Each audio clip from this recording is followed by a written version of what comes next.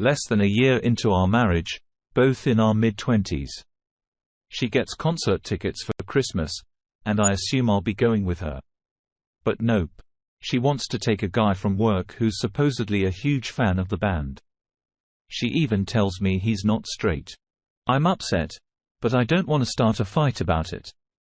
I hold back. She goes to the concert with him, and they wait outside by the band bus after the show. The bassist from the band starts talking to her, and she flirts with him. He invites her to their New Year's Eve show 200 miles away and offers to comp her tickets if she comes. She says she won't go alone, so he suggests she brings her friend. Now our New Year's Eve plans are ruined because there's no way I can go with. She had made jokes before about having to sleep with the bassist for these tickets and VIP access. I didn't find it funny at all, and I let her know, but she brushed it off. In the end, I didn't want her to hold this over my head forever, so I let her make the decision herself. She chooses to go with her coworker friend who she now says she's only 80% sure he's not straight. Like what? She texts me during the long drive there. Then after she gets the tickets, I hear nothing from her. I text her at midnight, and she gives me a 3-word response. I don't hear from her again. The next morning at 11:30, I call her, and she says she's waiting at the subway station to go back to her hotel. She eventually gets home around 4:30 p.m. When I ask her how it went, she says they partied all night, and she took prescription pills and drank a lot. She's upset that she paid for a hotel, but only slept in it for 2 hours. I'm confused and ask how that's possible when she was at the subway at 11:30 a.m. She admits that she didn't use the hotel room at all and claimed she must have slept in the band suite. Like what? She blames her amnesia on a hangover. So let me tell you what happened the other day. I see my wife after a day or so, and I notice something different. She shaved her private area. I asked her when she did it, and she tells me it was on Friday. Now here's the surprising part. She never really shaves down there, except as a special treat for me. Later, she leaves for work, and I happen to come across a pack of Summer's Eve feminine wipes in her overnight bag. Now here's the kicker. I've always had this secret feeling that she might have an odor issue, but she's never taken any action about it for my sake. And those wipes were brand new. So I can't help but wonder why she had them. Now I'm left with all these thoughts in my head. Could she be cheating on me? And if she is it with the bassist or that guy from her work? Should I talk to her about this and confront her? I'm just not sure what to make of all this. Okay, let me clear things up a bit. She received the concert tickets as a Christmas present, but the actual concert didn't happen on Christmas Day. The first concert took place on December 30th and the second one on December 31st. I don't want her stumbling upon this conversation, so I won't mention the band's name. Just know it's neither Nickelback nor Fish. She'll be back home soon, and I could use some good luck here. Update. Okay, so here's what happened recently. The bassist guy texted my wife last week and invited her to a concert 100 miles away on a weeknight. She wanted to go alone. I brought up what happened on New Year's Eve, and then she got really upset and stopped talking to me for 3 whole days. During the weekend, I was away on a business trip, but I kept in touch with her every day. When I got back, we spent Valentine's Day together. Now here's where things got weird. I was browsing Reddit yesterday and noticed I had a message, oranged. When I clicked on it, I realized that my wife was still logged in on my computer. I knew she used her account for Gone Wild, which I was okay with and supported. But what I didn't expect was that she was sending photos to other guys via private messages. As I kept reading, one guy asked her, "What's the wildest thing you've ever done?" And there it was. She responded with, "On NYE, I had my first 3-way with a member of a famous 90s rock band and a friend. The first thing I did was talk to a lawyer to explore my options. Then I confronted her about what I had found out, and she admitted that part of it was true. She had embellished things, but the truth was that she and her friend who isn't straight, and she and the bassist made out and did BJ. I was so shocked that I left the apartment immediately and went straight to the hospital to get tested for STDs. Just to be safe. Hours later, I returned home, but I couldn't believe a word she said. I asked her to text the guy a simple question. Did we have closeness? And said I'd believe her if he denied it. But then she finally admitted that they did have closeness. My whole life feels like it's falling apart. We were married for less than a year, and I had put my heart and soul into this 5-year relationship. Now I've moved into the second bedroom and I'm sleeping on a futon. Our lease doesn't end until May. Update. So here's what's been going on. She had affairs with 4 different men in the last 5 months. First, she started having explicit texts and sending racy pictures to a guy from work back in October. Then at a concert, she met a random guy and kissed him. They hung out again at a drive-in movie theater with a friend, where supposedly they only cuddled. Later, they met up at a club while she was out with some friends, and they had closeness in the bathroom. After a month, he drunk texted her. They fought, and then broke off contact. Now let me tell you about this scary night in mid-December. I came home from work at 6 p.m., knowing she was done at 2 p.m., due to a company Christmas party. But when I got home, she wasn't there. Her pet bunny was loose in the apartment.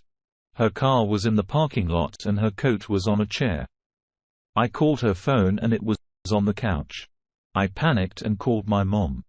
I searched all around the apartment complex shouting her name and even checked the dumpsters fearing the worst. When she finally came home, an hour and a half later, the police were there. And I had described her to them in a frenzy. I was so relieved to see her.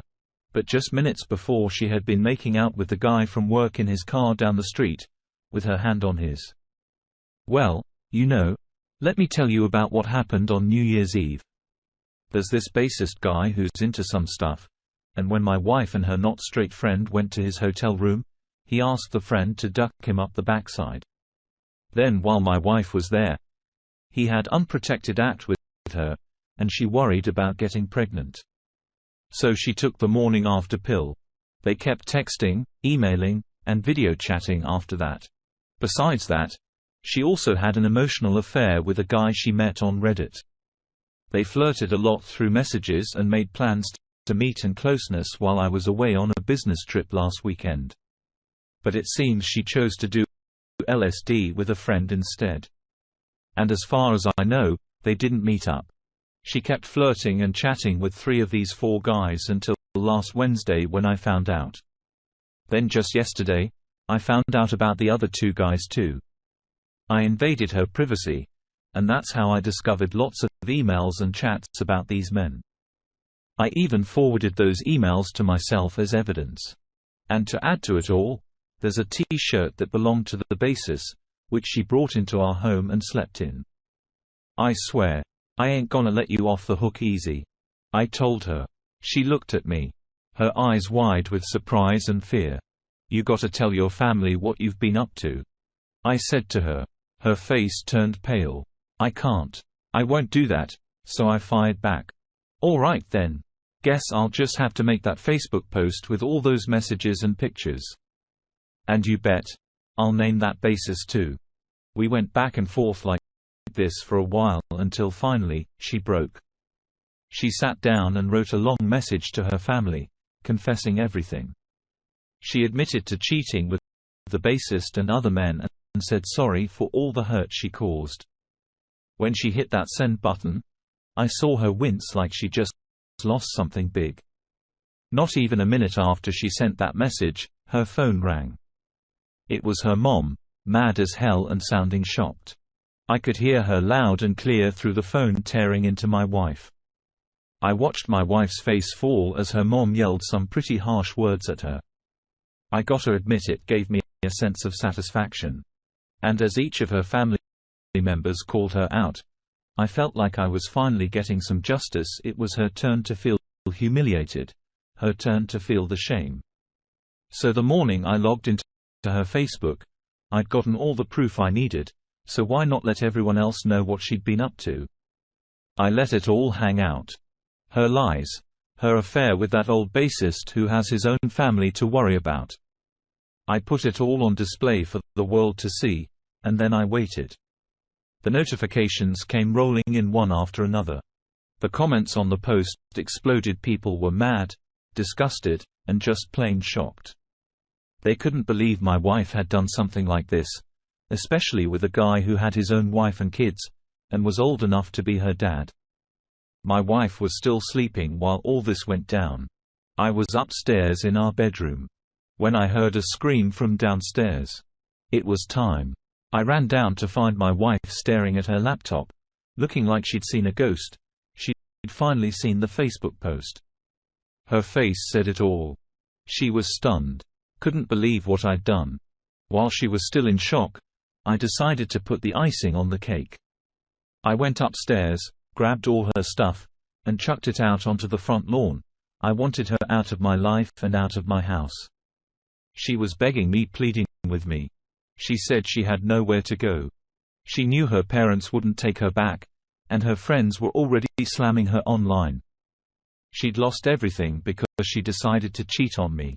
She was crying, asking if she could stay for a few more days until she found somewhere else to live, but I didn't care. I didn't feel bad for her at all. I laughed at her, told her I didn't care where she ended up. She had done this to herself, and now she had to deal with it. She looked desperate, but it didn't move me. It was a harsh reminder of the pain she'd caused me. And then I closed the door in her face. Just like that, she was out of my life.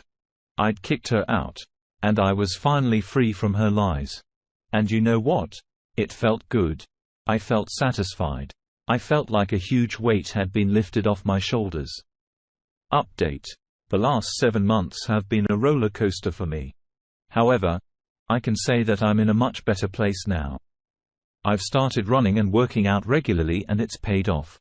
I went from weighing 245 pounds in February to 205 pounds today. I've been able to build a great group of friends. The ones I hung out with on New Year's Eve have become regular trivia buddies on Tuesdays. And we've hit the beach a few times this spring and summer. Besides that, I practice with my band 3 times a week, and we just released our album for free online. We hang out together frequently. On top of all that, my closest friend right now is a girl I met on Reddit, and it's unrelated to these posts. We text each other every day and hang out almost every other night. If one of us is absent for more than 2 days, we miss each other a lot. Life's looking up, and I'm grateful for the positive changes happening. Back in May, I had this incredible trip to Puerto Rico with my mom and aunt. It wasn't a typical touristy vacation. We went to visit family since my mom grew up there. It was life-changing for me because I got to experience my true culture and heritage, especially because I currently live in a mostly white suburb. When I returned home, I felt much calmer and had a more positive outlook on life. Regarding my ex, the simplest and least expensive way for us to get a divorce is by citing irreconcilable differences. In my state, that means living in separate places for 18 months and not being close during that time. Luckily, that's not a problem for me. I've already spent 6 months apart from her, with 12 more to go. I'm really looking forward to the day when she no longer carries my last name. She's still lying to me about so many things, and there's so much I'll never know the truth about. After a few months, she called me to meet up. We made small talk for a while, but then she finally admitted that she had given up. She didn't want me back, stopped going to therapy, and now she's dating one of the guys she cheated on me with. Honestly, good for her. She'll either wake up one day and realize she could have had a better life with me, or she'll find happiness with this new guy. Either way, I wouldn't want to hold her back from being truly happy. For now, though, I don't ever want to see her again, except maybe in a courtroom. I went out on dates with old friends I hadn't seen in years and also had casual relationships with women ranging from 18 to 30 years old. Honestly, none of that made me feel any better. I thought I wanted to feel young again and have some fun, but what I really craved was love. But you know what? I'm actually dating someone now, and being with her makes me feel like I can love again. We have a strong connection both mentally and physically. She lives an hour away, which is good because it helps us maintain our independence and avoid a codependent relationship. We still care for each other and hang out a few times a week. I don't know if this will last, but right now, I don't really care. I've learned to live in the moment responsibly. And when I'm with her, I'm happy. And that's all that matters. I want to thank all the support of people on Reddit. Your advice meant a lot to me, and some of you even reached out to me on Facebook. It meant so much to receive compassion and empathy from strangers. I feel like I'm becoming a better version of myself through this experience, and I'm grateful for that. Second story. Around 25 years ago, I was in the military and my 38-year-old wife and I lived about a day's drive away from where I was stationed for a 2-year assignment. By that time, we had been married for about 20 years.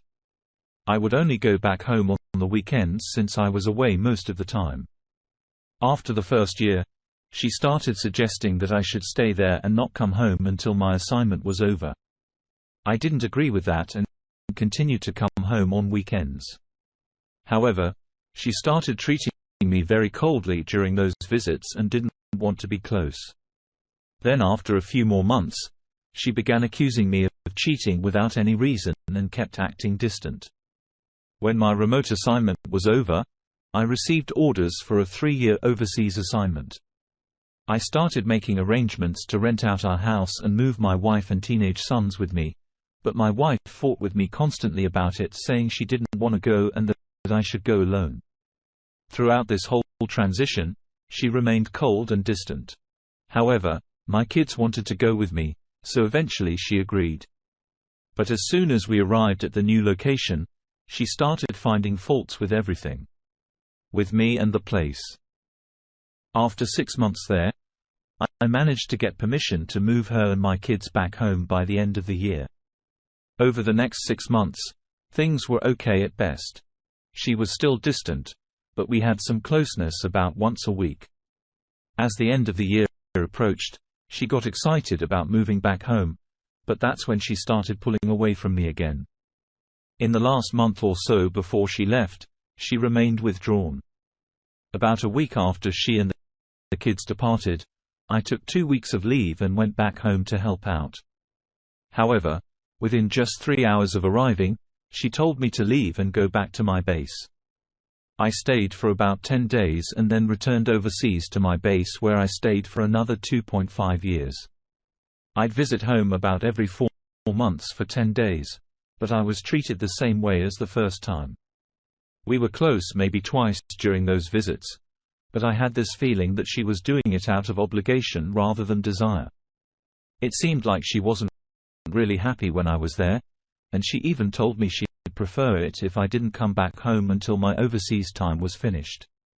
For the remaining year and a half, she continued to be cold and distant whenever I visited or called to check in. And if I mentioned going to a cookout or bowling, she'd accuse me of cheating and hang up. She used to constantly blame me for everything and make it seem like I was always in her way. Even after I got transferred back, she remained distant and cold. Eventually, after 6 months, I decided to move out. I stayed away and even told her I wanted a divorce if she kept treating me that way. So she agreed to go for marriage counseling, but it didn't feel very helpful. She put the blame on me, saying I didn't understand her or what she wanted. I moved back home and just ignored the issue from then on. After leaving the military, I took a job that involved a lot of travel. Now after 25 years, we're both in our 60s and retired. I have plenty of time to reflect on the past. Looking back, I see things more clearly now. I've read articles about cheating spouses and her actions back then fit the patterns described by others who have cheated. Although I don't have concrete proof, there were enough signs and hints to make me suspicious. Over the years, some of her friends and former co-workers have made snide remarks about her possibly cheating when we've been together and had a few drinks. I've brought it up to her a few times, but it's never been fully resolved. She never denies what others say about her, but instead questions their honesty. Suggests they were probably doing the same thing themselves. We still have occasional major arguments, and sometimes I feel so emotionally drained from always being the target for anger that I leave for a few hours to regain my composure. When I come back, I ask her if she wants me to leave for good. And then she immediately denies ever cheating and claims to have always been faithful. To sum it up, 25 years ago, my wife showed all the signs that experts in marriage counseling associate with cheating.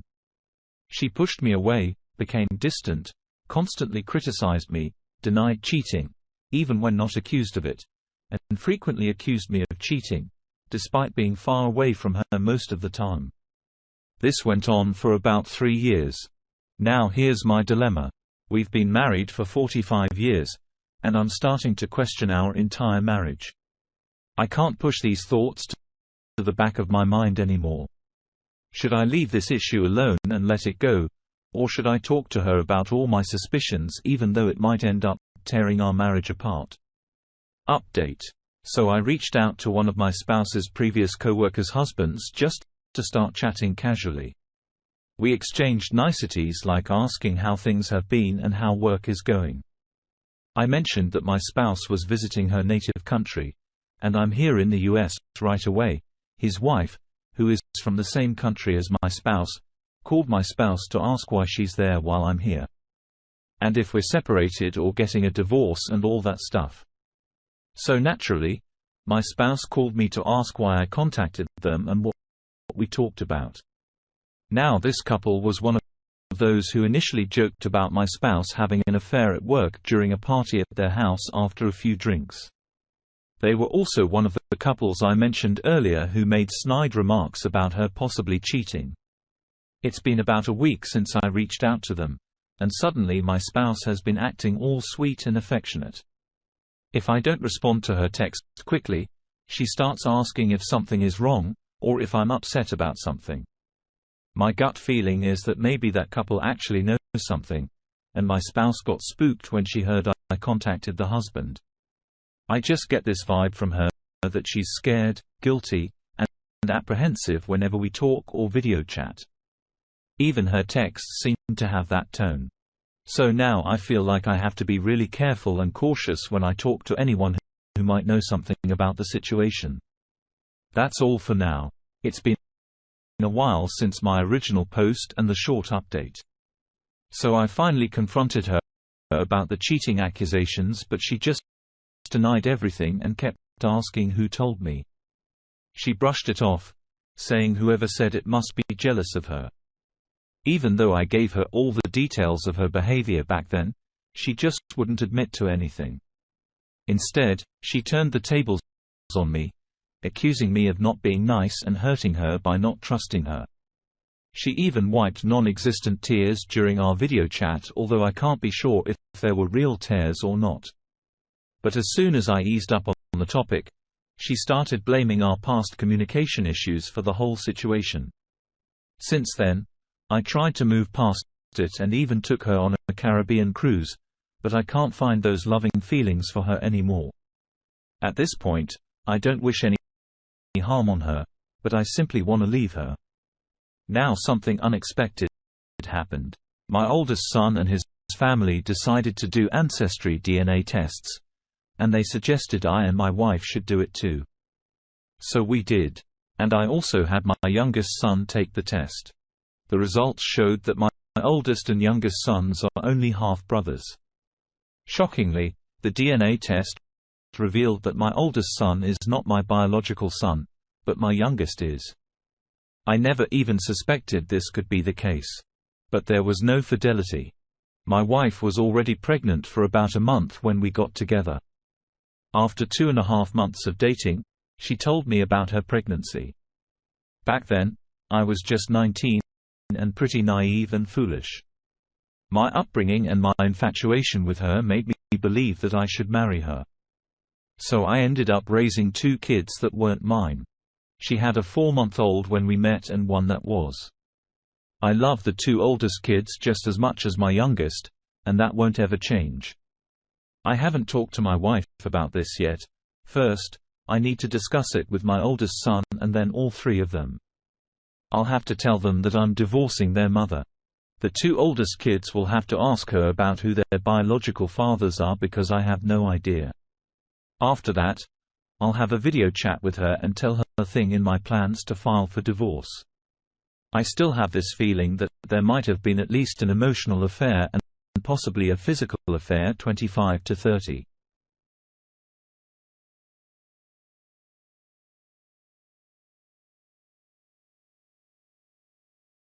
Abuse, constant lack of respect for me, and her lack of empathy or consideration for anything I needed or wanted. In my last update, I mentioned that I was going to tell my kids the truth and then talk to my wife. Well, I did that 5 days ago. It was tough, but my kids took it pretty well. Although my oldest son might still be processing everything. I also let my oldest child know about their paternity and they weren't really surprised. I don't know if the biological fathers are the same person or 2 different men, so my oldest child will get a DNA test to find out. I told both of them to ask their mom about it, and hopefully she'll remember and give them the answers. Instead of having a video chat with my wife, I decided to send her a text. After over 40 years together, I knew a video chat would only lead to trouble. I'm feeling pretty emotional about all this, and I didn't want to lose my composure and start a fight, so the text was short and direct. I told her that the DNA test showed the child isn't mine and is only a half-sibling to our youngest. I made it clear that I won't accept being lied to for all these years. And I stated that our marriage is over, and I'm filing for divorce. She replied shortly after my text, but I didn't respond to any of her messages. At first, she claimed it was a misunderstanding and that she didn't realize she was lying. Then she blamed our problems on bad communication between us. After that, she apologized saying she's sorry I hate her so much and that she'd signed the divorce papers hoping I find happiness with someone else. She shifted to blaming me for everything, saying I never cared or trusted her. Despite all that, I still didn't respond to any of it. Eventually, her anger kicked in, and she agreed that divorce would be best to get it over with. All her texting drama happened over about 2 days and then there was a day of silence. I texted her back stating that, from now on, I'll only contact her regarding the kids, grandkids, and the divorce. I also mentioned the financial support she'll receive and how it'll work. She's entitled to half my military and federal pensions. She asked if I could send all her belongings to her, and I agreed to do that. Since then, there's been complete silence from her end. She's been contacting our 2 oldest kids about everything. I haven't done the paperwork for the divorce yet, but I'll take care of that soon. That's all for now. So not much has really happened since my last update. I've got a meeting with my lawyer scheduled for this coming Monday. My soon-to-be ex-wife keeps trying to provoke me into online arguments, blaming me for not loving her and never trusting her. And sending long texts about throwing away everything we've worked on for 46 years, along with pictures and stuff, trying to guilt me into giving in, but I've been successful in ignoring it, staying civil, and only texting about the kids and divorce issues. Right now, she says she'll sign the divorce papers to move on, but knowing her, I doubt that'll happen easily. The main issue is the house. Her house in her country is fully paid for with my retirement funds. Hopefully, we'll get a profit from selling it close to what I invested. I plan to split the net profit 70-30. She wasn't happy with that, but we'll see how it goes. The kids are mostly okay. My oldest daughter, adopted, has been avoiding me, but I hope with time she'll be able to cope better. My sons are okay, but they don't want to be in the middle of everything. I promised all 3 kids that I won't put them in the middle of our issues. Yesterday, the divorce papers were served via email. My spouse accepted them, signed them, and sent them back to the lawyer. She said it wasn't what she wanted, but she'd do it for me so we could move on. As expected, she still puts the blame on me. She took the chance to dig at me about the kids finding out and how I made her life terrible. She even complained that I never talked to her and kept everything to myself. The truth is, I started doing that because it became clear she didn't really want to listen, discuss anything, or care about my needs. I almost got sucked into a war of words with her, but I decided to cut it off and sign off instead. It was only recently that I learned about narcissism after reading about it here and searching it up on Google. Every time I brought up a problem with her actions or lack of actions, she would turn it around and say it was my imagination or my fault. She's never taken responsibility for the mess she's caused over the years. Looking back, I realized that every decision I made was based on whether she'd like it, or if it would make her happy. I know it sounds pretty sad, but when you're caught up in all the mess, it's hard to see it clearly. Looking back, I can see that her only need or desire for me all these years was to support her and give her the lifestyle she wanted. But she never thought I did a good job at that either. The next big challenge will be dividing our property. It's not like we have a fortune, but she believes she's entitled to most of it just because I wanted the divorce, so she thinks I should give up more. Less than 3 months after she moved to be near that guy, he dumped her. Turns out he was just using her for closeness, and she was devastated because she thought she loved him. He seemed fine with her being married, but when I found out about the cheating and divorced her, he wanted nothing to do with a single lady with 3 young kids. She wanted to marry him and move into his house, but he had always been single. Then 2 years later, she married another man who had nothing to do with us. And I actually liked him.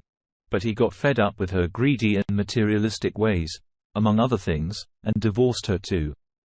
Now she's on husband number 3 since 2019.